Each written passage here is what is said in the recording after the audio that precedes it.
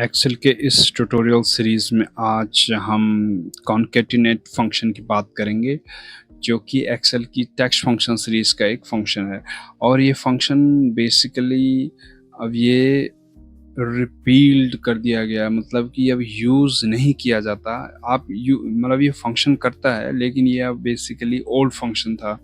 तो इसके अलावा कॉन्कैट और टेक्स्ट जॉइंट दो इससे बेहतर फंक्शन इंट्रोड्यूस करे हैं एक्सेल ने, लेकिन हमें बेसिक सारी चीज़ें पता होनी चाहिए, तो तब जाके हम उनको सीख पाएंगे। तो पहले हम कॉन्कैटिनेट फंक्शन के बारे में बात करेंगे।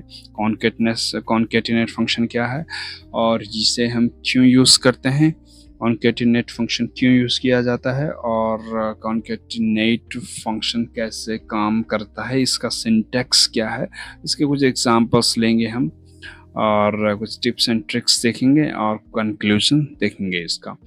तो चलिए शुरू करते हैं और बात करते हैं कॉन्कैटिनेट फंक्शन क्या है। देखो, कॉन्कैटिनेट फंक्शन एक टेक्स्ट फंक्शन सीरीज का एक फंक्शन है, जो कि एक्सेल में एक ओल्ड फंक्शन है।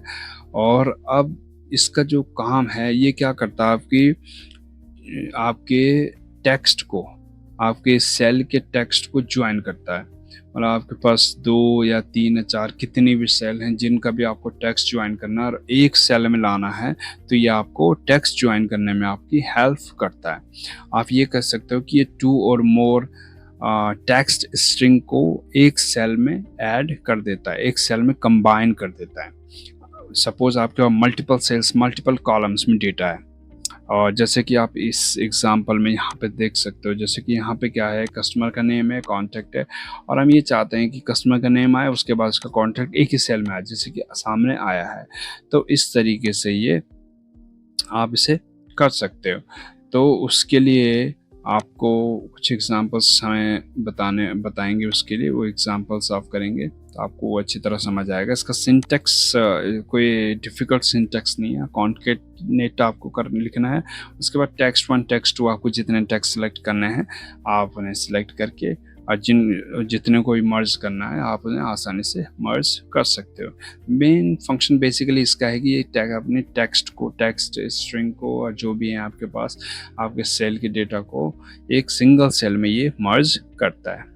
आपको फिर यही आगे दोबारा बता रहा हूँ, आपको यही चीज़, एक चीज़ ध्यान में रखनी है। कॉन्कैटिनेट क्या करता है, आपके टेक्स्ट स्ट्रिंग को, जो कि मल्टीपल सेल्स से मल्टीपल कॉलम्स में है और कोई अदर डेटा है, उसको ये एक सिंगल सेल में आपको एक मर्ज करके देता है।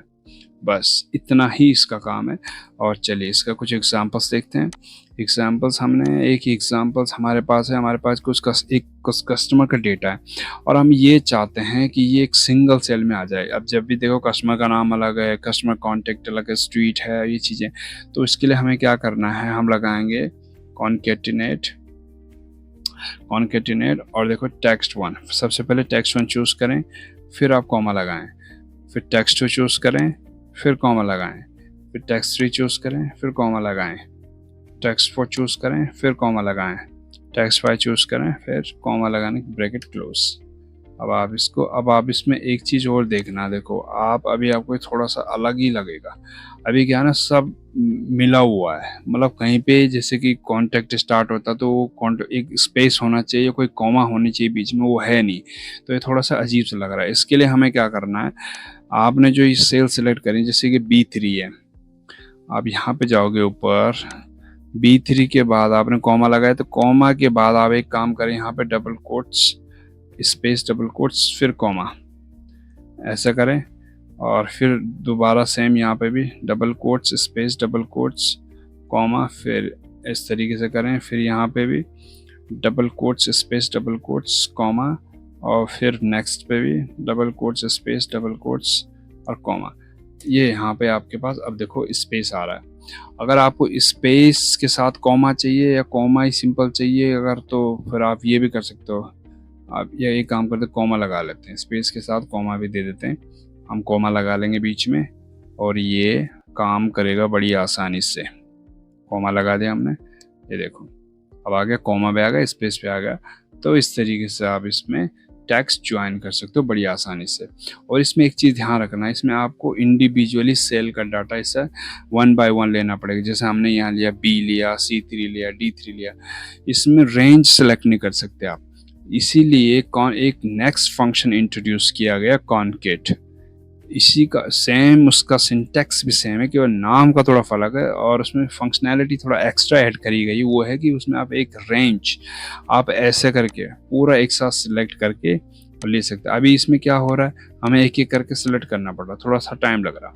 तो वो इसका अपडेटेड वर्जन है, उसमें ये इसका सोल्यूशन निकाला गया है। तो उसकी कोई चिंता करने वाली बात नहीं, वो उसको यूज़ करें। क्योंकि ये वैसे भी आप देखो, आप जब इसको टाइप करते हो आप इस पे देखोगे जैसे कि कॉनकेटिनेट, अब देखो नीचे जाओ, यहाँ पे देखो इसमें एक ट्रायंगल सा बना आ रहा है। ट्रायंगल सा मतलब है कि ये आपका ये ओल्ड फंक्शन है, यहाँ से ये फंक्शन लिस्ट है जो आपकी वहाँ से रिफीड कर दिया गया, दूसरी जगह इसको भेज दिया गया है। ये केवल पुराने फंक्शंस या कोई ऐसी एक्सेल फाइल्स होती हैं आप जिन पे ये फंक्शन काम करता है, उनको सपोर्ट करने के लिए, उनको कंपेटिबिलिटी बनाए रखने के लिए ये अभी तक इसमें चल रहा है। ये ख़त्म नहीं करते कभी एक्सेल वाले, ये एक अलग उसमें लेके जाते हैं और वहाँ इनको ऐड कर। जैसे मैं आपको दिखा दूँ, आप फॉर्मूला बार में जाओगे और यहाँ पे आपको मोर फंक्शन में जाना, मोर फंक्शन में कंपेटिबिलिटी आपको दिख रहा है।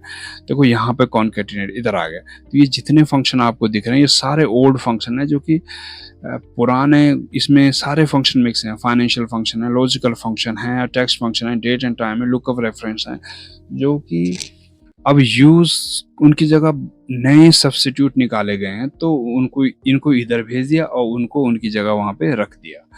हाँ, इनको भी आप यूज़ कर सकते हो, मना नहीं है, लेकिन ये है कि कंपेटिबिलिटी मोड में इनको भेज दिया गया है कि ये कंपेटिबल हैं। जैसे कि आपका पुराना डेटा है, वो फॉर्मूला लगा हुआ है, तो वो उसको मैच करने के लिए इनको यहाँ भेजा गया। कोई भी फॉर्मूला एक्सेल में डिलीट नहीं किया जाता।